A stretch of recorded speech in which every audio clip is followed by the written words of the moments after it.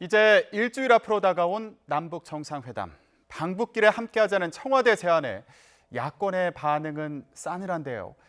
평양 가는 비행기에는 누가 같이 타게 될까요? 김홍국 경기대 겸임교수, 김광덕 전 한국일보 정치부장과 얘기해 보겠습니다. 두 분 안녕하십니까? 안녕하십니까? 예. 청와대가 어제 평양 남북 정상회담에 국회의장단과 여야 대표단을 초청했습니다. 하지만 야당의 반응은 기대와 달랐습니다. 직접 들어보겠습니다.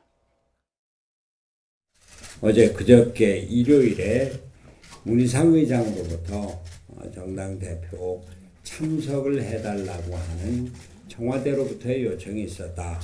문희상 의장께 저는 못 가겠습니다라고 전화를 드렸습니다. 그런데 오후에 임종석 실장이 국회의장단과 당 대표들을 초청을 한다는 TV 기자회견이 나오는 거예요.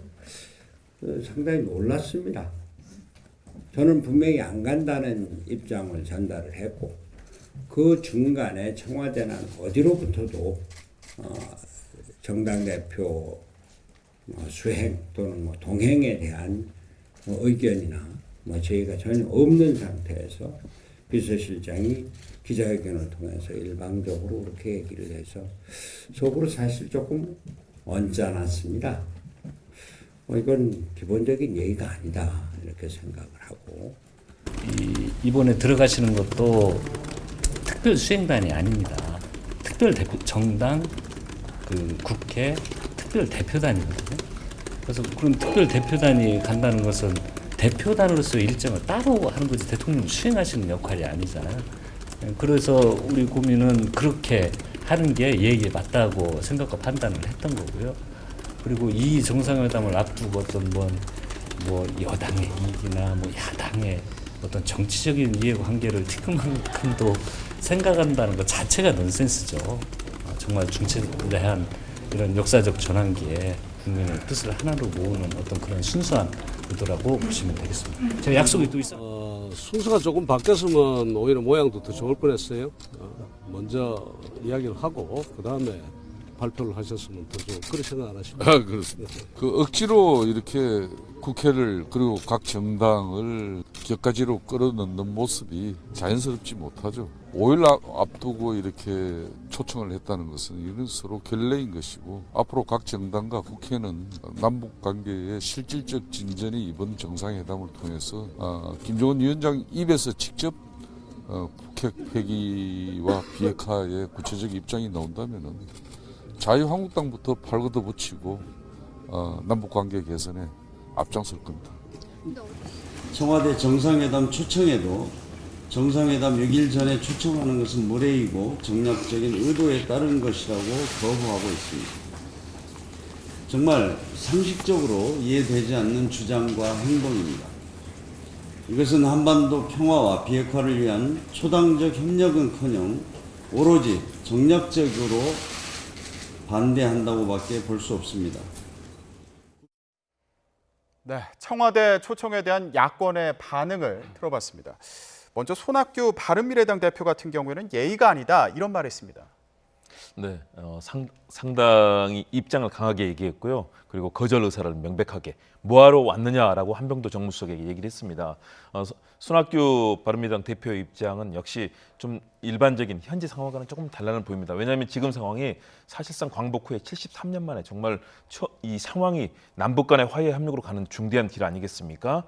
그렇기 때문에 이 상황에 대해서는 청와대에서도 사실은 8월 16일 대통령이 5당 원내대표들과의 회담에서도 그런 얘기를 했었고요. 또 이제 그런 절차들이 진행이 됐지만 보수 야당의 입장에서는 상당히 좀 불편할 겁니다. 왜냐하면 지금까지 2007년에도 한나라당만 당시 보수정당 불참을 노무현 대통령의 14정상 선언이 있을 당시에도 불참을 했거든요. 네.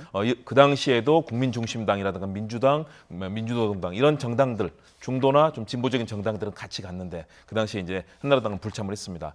이번에도 사실 상당히 좀 어려운 상황이 있는 거죠. 왜냐하면 손학규 대표의 경우는 사실은 비준환 처리에서도 우리 적극 나서자고 했다가 지상욱 의원이 무슨 소리냐 대표가 이렇게 경솔 하냐라고 반발하는 등 당내에서도 사실은 상당한 반발이 일었거든요. 그렇다면 자유한국당이라든가 바른미래당의 경우는 지지층과 향후에 만일의 경우 남북 관계가 굉장히 물살급하게 간다면 사실은 과거에 이런 이 색깔론 비슷한 그런 정치적 공세를 많이 하지 않았습니까? 네. 소득주도 성장도 뭐 사회주의 좌파 정책이다라고 얘기를 하면서 그동안 그랬었는데 만일의 경우 이것이 본격적인 화해 국면에 들어갈 때는 그동안에 있었던 지지층과의 입지가 상당히 곤란할 겁니다. 이런 여러 가지 전반적인 정치 정세가 고려가 됐을 텐데요. 그럼에도 불구하고 청와대와 여당이 좀 더 야당에 대해서 더 예의를 갖추는 모습은 좀 더 갖출 필요가 있었다라는 거 하나 생각이 들고요. 그럼에도 불구하고 73년 만에 벌어지는 이 역사적인 장면에 이 야당까지 같이 간다면 얼마나 좋았을까. 이런 형식적인 측면과 내용적인 측면 다 본다면 지금 국면이 정치적인 이런 갈등으로 가는 것은 상당히 아쉽다라고 평가할 수 있겠습니다. 예, 손학규 바른미래당 대표 같은 경우에는 판문점 선언 비준 동의안 처리 문제를 두고도 당내에서 이견에 부딪혔다. 이 부분까지 같이 얘기를 해주셨습니다. 자, 저희가 자유한국당 김병준 비대위원장 얘기도 들어봤는데 순서가 바뀌었으면 좋았을 뻔했다 이렇게 얘기했습니다. 그런데 앞서서 얘기한 바에 따르면 뭐 불참하겠다는 의견을 이미 밝히지 않았습니까? 그러니까 뭐 순서가 바뀌었더라도 그 의견에는 그 입장에는 변화가 없는 게 아니었을까 싶은데요. 네, 지금 오늘 상황에서 다시 이제 정무수석이 와서 설명을 한다고 하는 상황인데 오늘은 이제 구미에 있는 박정희 그 전 대통령 생가에 갔거든요. 그렇기 때문에 또 설명을 들을 필요가 없다는 거를 완곡하게 이렇게 표현한 것 같아요. 그래서 이제 순서가 바뀌어서 먼저 설명하면 좋았을 거 아니냐라고 이렇게 하는데 저는 이렇게 해서도 저는 불참했을 거로 봅니다. 왜 그러냐 하면 그저께 이미 일요일 날 기자 간담회를 통해서 이 불참하겠다는 거를 미리 그때는 이제 판문점 비준 동의안에 대해서 이걸 동의할 수가 없다라고 하는 거를 두 가지 이유로 밝혔어요. 비핵화의 그 이행의 실천에 큰 진전이 없다라고 하는 점이 하나 있고, 그 다음에 상당히 엄청난 재원이 들어간다는 점을 들어서 현재는 비준 동의안에 참여할 수 없다라고 하는 입장을 밝혔고, 어제 오전에 북한에 방북하는 문제를 동행 요청이 있더라도 동의하기가 어렵다고 하는 걸 이미 밝혔기 때문에 이제 사실은 뭐 순서가 바뀌어도 그렇게 할 가능성은 사실 없다고 봅니다. 근데 이제 저는 이런 생각, 청와대에서는 김병준 비대위원장도 그렇고 손학규 바른미래당 대표가 과거에 대부분 이런 남북 평화에 대해서 과거의 경력이라든가 이런 거로 볼 때 이런 관심을 많이 갖고 있을 거로 보고, 혹시 제안을 잘 할 경우에 두 사람이 동의할 수도 있을 거라고 하는 생각을 청와대가 했을 수도 있어요. 근데 이 두 사람 다 이 당내의 지지층들 자체가 이런 남북 관계 개선에 대해서는 다 평화 정착 이런 건 찬성은 하지만 비핵화에 어느 정도의 진전이 있느냐의 이런 문제에 대해서는 이견을 가진 이런 유권자들도 꽤 있거든요. 이 지지층들은. 그렇기 때문에 그런 지지층과 이 당내 리더십을 확보하는 측면에서도 본인이 선뜻 응하기 어려운 그런 측면이 있습니다. 예, 저희가 바른미래당 그리고 자유한국당 입장을 들어봤는데, 그런데 민주당 출신의 문희상 국회의장도 평양 초청장에 불참 의사를 표시했다고 합니다. 문희상 국회의장 입장에서는 좀 곤란하지 않을까, 지금 상황이 참 곤란하게 느껴지지 않을까 이런 생각도 들거든요. 네, 상당히 당혹스러운 측면이 있을 겁니다. 왜냐하면 입법부가 행정부와 함께 모든 일을 다 같이 해나간다. 사실은 입법부가 가진 견제와 균형 여러 가지 민주주의 원칙에 따르면 삼권 분립의 원칙도 중요하거든요. 그런 측면을 들어서 이제 충분히 그런 생각을 할 수 있는 데다 더군다나 문희상 의장은 주변이 전부 사실은 야당의 함께하는 그런 의원들입니다. 부의장이 주승용 바른미래당 의장 부의장이고요. 또 자유한국당의 이주영 의장 아니겠습니까? 거기다가 또 이 일을 주도적으로 이끌어야 될 외통위원장이 바로 강석호 또 자유한국당 의원입니다. 사실상 의장단 전체와 국회의 동의를 이끌어내는 게 참 쉽지는 않아 보입니다. 저는 그럼에도 불구하고 좀 아쉽다. 왜냐하면 지금 상황은 어떤 당락이라든가 또는 어떤 국회가 행정부를 견제하기보다는 물론 추계 심사가 들어오고 비용에 철저하게 이 부분은 짚어야 되겠죠. 그럼에도 불구하고 이것은 지금 한반도가 전쟁 위기에서 작년 말과 올해 초까지만 해도 어떻습니까? 전쟁 위기까지 가는 상황에서 트럼프 대통령과 김정은 위원장, 문재인 대통령 3자가 만들어내는 정말 중요한 이런 흐름들이 남북 정상회담 또 싱가포르 북미 정상회담 이런 단계로 오고 있는 것 아니겠습니까? 정말 대한민국이 역사상 처음으로 이렇게 화해와 평화의 길로 갈 수 있는 중요한 기점이다. 이런 측면에서는 저는 문희상 의장도 적극적으로 입법부의 이런 독립성을 보장받더라도 함께 좀 설득해서 같이 할 수 있는 길을 좀 만들었으면 하는 좀 아쉬움이 있습니다. 예. 그럼에도 불구하고 현재 국회의 지형도 역시 요소야대 국면이라든가 또는 의장단의 구성 이런 측면들과 또 입법부의 독립성 등을 고려해서 이제 문희상 의장이 결정을 했을 텐데요. 그럼에도 불구하고 아직은 시간이 있습니다. 좀 더 저는 적극적으로 청와대 여당도 적극적으로 야당을 설득하고 하면서 좀 분위기를 만들었으면 하는 바람입니다. 국회도 일을 해야죠. 남북 관계에서. 예. 지금 김 교수님 같은 경우에는 야당에서도 같이 가야 된다는 취지의 말씀 계속 해주고 계신데 일단 그 야권의 입장을 보면 초청 과정의 어떤 절차적인 문제를 지적하는 것으로 보이기도 하는데 본질적으로 방북길에 같이 가지 않겠다 이렇게 얘기하는 배경이 있지 않겠습니까? 그러니까 사전에 조율하지 않았다, 협의하지 않았다라고 하는 거는 명분성으로 이야기하는 거고요. 그런데 그보다 더 중요한 거는 일단 당의 지지층들의 입장을 고려한 그런 측면이 좀 있습니다. 예. 사실은 국민의 뜻과 여야가 다 뜻을 모아서 북한의 비핵화와 평화 정착을 이끌어내는 게 그냥 바람직한데 왜 그런 현재 그런 부정적으로 하느냐 하면 크게 두 가지 요인이 있습니다. 하나는 비핵화의 김정은 위원장의 여러 가지 말들은 있습니다만은 구체적인 비핵화 실천에 이러한 진전된 것은 별로 나타나지 않은 상황에서 그 다음에 이거를 이제 또 비핵화의 과정에서 이제 남북 경협을 통해서 일종의 비용이 들어가는 것들이 있거든요. 예. 그걸 야당은 이제 상당히 엄청난 비용이라고 이야기를 하고 있는데 그걸 이제 비용 추계사가 나와봐야 알겠습니다만은 그러한 측면에서 우리는 기본적으로 국회에서 그거를 견제하고 감시하고 북한의 비핵화를 이행을 촉구하는 그런 역할을 해야 된다는 이런 측면인데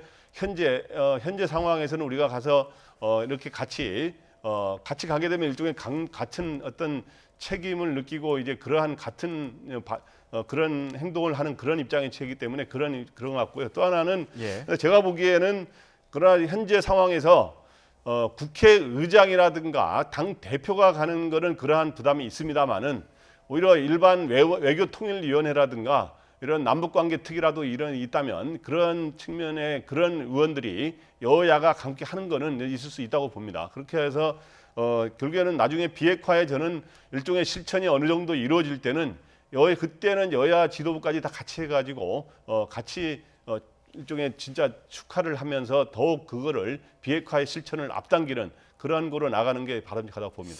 예, 야권에서는 또 뭐 여기에 더해서 들러리가 될 수는 없다 이런 취지의 얘기도 나오고 있는 상황인데 한병도 정무수석 같은 경우에는 대통령 수행이 아니다 그러면서 특별 대표단이다 이런 표현을 썼습니다. 국회 차원의 또 다른 뭔가 주체적인 역할을 할 수 있다 이런 말로도 들리거든요. 그렇죠. 청와대에서 얘기한 것도 국회가 대통령을 수행해서 가는 것이 아니라 북한의 최고인민회의가 우리와 국회와 같은 동격의 위상 아니겠습니까? 당시 2007년에도 북한의 최고인민회의와 우리 국회 대표단이 만나서 여러 가지 국회 회담이라든가 또 입법의 문제, 남북 간의 그런 교류의 문제를 많이 얘기했거든요. 그렇다면 이런 물꼬가 이제 평화의 물꼬가 터지고 최근에 뭐 유소년 축구단이라든가 평양에 가서 축구를 하고 서로 간에 지금 교류가 시작됐고 이런 아시안 게임에서도 남북 간의 뭐 공동 입장이라든가 여러 가지 그런 진행이 되고 있지 않습니까? 그렇다면 또 공동 선수단도 활동을 했고요.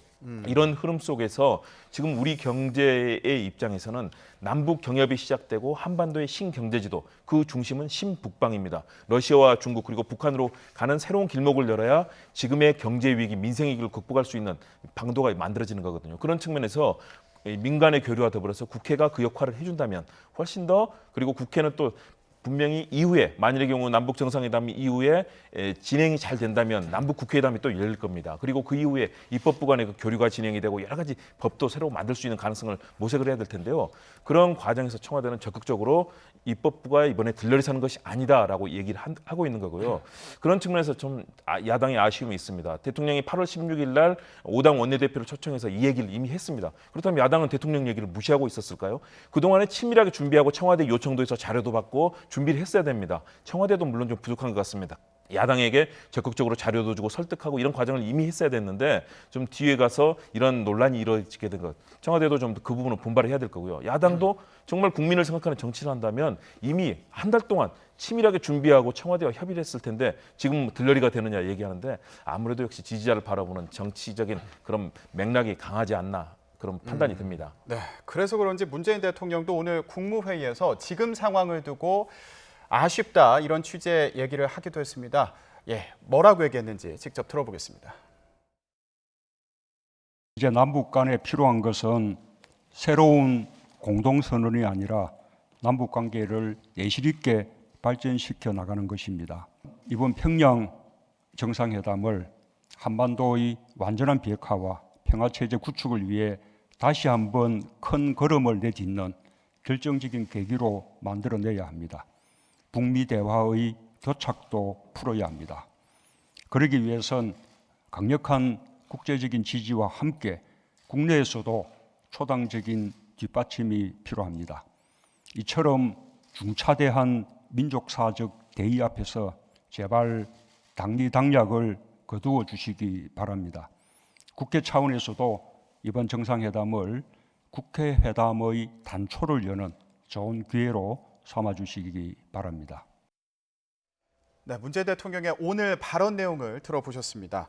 자, 당리당략을 거두어 주시기 바란다 이런 얘기를 했고요. 그리고 남북 간의 국회회담의 단초를 열어달라 이렇게 얘기했습니다. 네, 오늘 이야기한 거는 이제 문 대통령의 그 심정은 충분히 이해가 갑니다. 왜 그러냐 하면 문 대통령이 최근에 언급을 보면 연말까지 이러한 비핵화와 남북한 평화 정착에 이러한 진도를 굉장히 빼서 다시 되돌이킬 수 없는 그런 상황으로 굉장히 속도를 내야 된다라는 입장을 밝혔거든요. 그렇게 하려면 아까 말씀하신 것처럼 국제적인 여러 가지 지지와 국내의 어떤 초당적인 협력이 필요한데 그런 측면에서 이번에 이제 상징적으로 여야의 대표들과 국회의장단을 함께 가고 싶어 했던 것인데 그런 측면에서 근데 그 거부한 거를 왜 당의 자기 지지층이라든가 당리당략적 입장으로 생각하느냐 힘을 여기서 모아달라고 하는 그런 안타까움을 표시한 것 같고요. 그리고 또 하나는 이번에 대통령을 함께는 가지만 대통령 수행이나 동행이 아니라 국회에 따른 국회의 별도의 특별 대표단으로 가서 북한의 국회와 남북 국회회담을 준비하는 그런 차원으로 가는 거다라고 해서 국회에 다시 한번 재고를 요청하는 의미로서 그렇게 이야기한 걸 보입니다. 근데 이제 근데 이제 이런 거는 있습니다. 근데 이제 문희상 국회의장이 여당임에도 불구하고 이제 거부를 어저께 하지 않았습니까? 그거는 이제 야당 부의장들이 동행하지 않겠다 그러면서 이제 같이 수용하는 의미로서 이제 그렇게 했습니다만은 국회의장 입장에서는 그런 게 있습니다. 지금 지난번에 김대중 전 대통령 때 그리고 노무현 전 대통령 때 정상회담 때도 특히 노무현 전 대통령 때 정상회담 때 7명의 정치인이 갔습니다마는 그 당시도 현직 국회의장 같이 않고 전직 국회의장인 김원기 전 국회의장이 당시 1년 전까지 국회의장을 하던 사람이 갔거든요. 현직 국회의장이 우리나라 의전서열 이기고 일종의 삼권 분립이라는 차원에서 그런 자리에 과연 가는 거는 국력을 모으는 데서는 바람직합니다만은 그런 국회의장으로서 그런 모양새라고 외국의 경우도 그런 국회의장이 대통령 행사에 같이 가는 경우는 거의 아주 드문 사례거든요. 그래서 아마 그런 점들을 고려해서 청와대가 좀 더 효율적이고 좀 실무적으로 이렇게 뒤에서 사전에 협의할 때 잘 고려해서 했으면 더 좋지 않았을까 하는 그런 안타까움이 있습니다. 알겠습니다. 일주일 뒤에 평양 가는 비행기에 누가 함께하게 될지 계속 지켜봐야겠습니다. 자, 이렇게 누가 동행하게 될지도 주목되는 상황인데 남북 정상회담을 앞두고 또 하나 관심을 끄는 일이 있습니다. 이거 역시 국회 결정이 중요한 문제인데요. 무슨 일인지 보고 오겠습니다.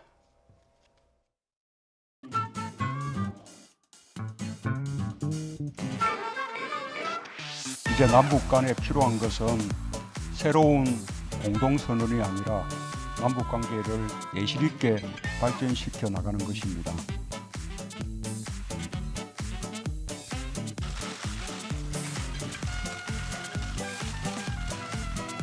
우리가 3차 남북 정상회담도 앞두고 있고 또 여러 가지 어려운 상황에서 정쟁화하지는 말자. 또 그게 국제사회와 우리 국민들이 이렇게 다 공감이 이루어진다면 국회에서 무엇이든 못하겠습니까?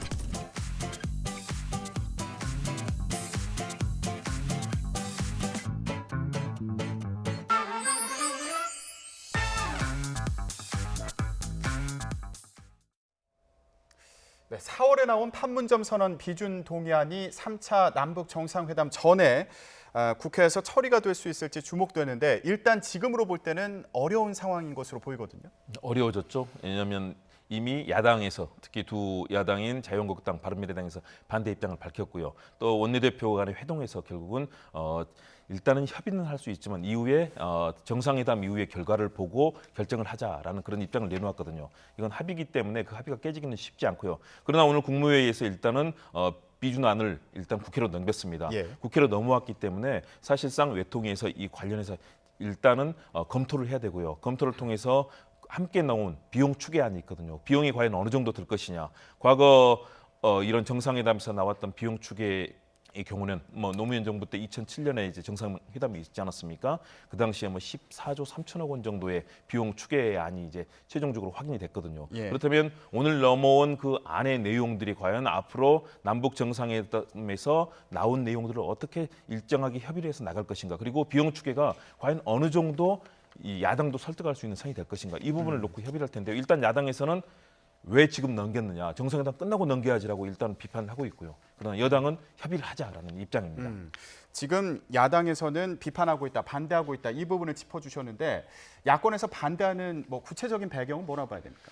좀 전에 이야기했습니다마는 반대하는 이유는 비핵화를 북한이 말로는 약속을 했습니다마는 그리고 사전에 풍계리 실험장을 폐쇄하려거나 그런 걸 했습니다마는 핵 폐기하는 구체적인 이행 단계로는 가지 않았거든요. 예. 그렇기 때문에 그런 구체적인 진전이 없는 상황에서 남북 경협에 따른 비용이 많이 들어가는 이런 거를 비준 동의할 경우에 당의 지지층을 고려해서 그런 것 때문에 두 가지 이유를 대고 있죠. 그러니까 비핵화의 진전이 뚜렷하게 없다는 점과 그리고 엄청난 비용이 들어간다는 건데 아까 비용 이야기를 했는데 비용 이야기는 지금 판문점 선언회를 비준 동의를 만약에 해야 되는 이유는 여기에 있습니다. 남북관계 발전법에 따른 건데 거기에 보면 중대한 재정 부담이 따르는 남북 합의서에 대해서는 국회가 비준 동의권을 갖는다라고 하는 내용이 들어 있어요.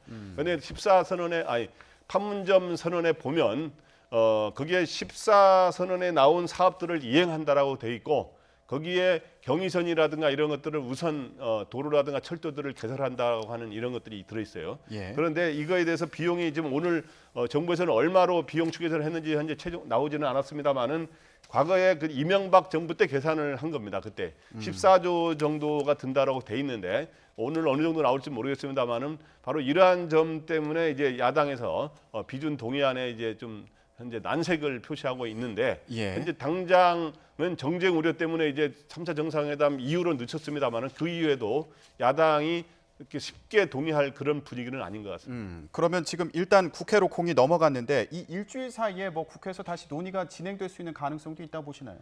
근데 여당에서는 지금 현재 외통위 차원에서라든가 기초적인 논의는 할 수 있는 거 아니냐. 본격적인 논의는 정상회담 이후에 하더라도 그러는데 제가 보기에 뭐 넘어오면 현재 당장 외통위원장이 또 한국당 소속이기 때문에 예. 당장 상정해서 논의하기에는 현실적으로 쉽지는 않을 것 같습니다. 알겠습니다. 자, 이제 남북 정상회담 일주일 앞으로 다가왔는데요. 이 일주일 사이에 정치권에 또 다른 변화가 일어날지 지켜봐야겠습니다. 오늘 말씀 여기까지 듣겠습니다. 두 분 고맙습니다.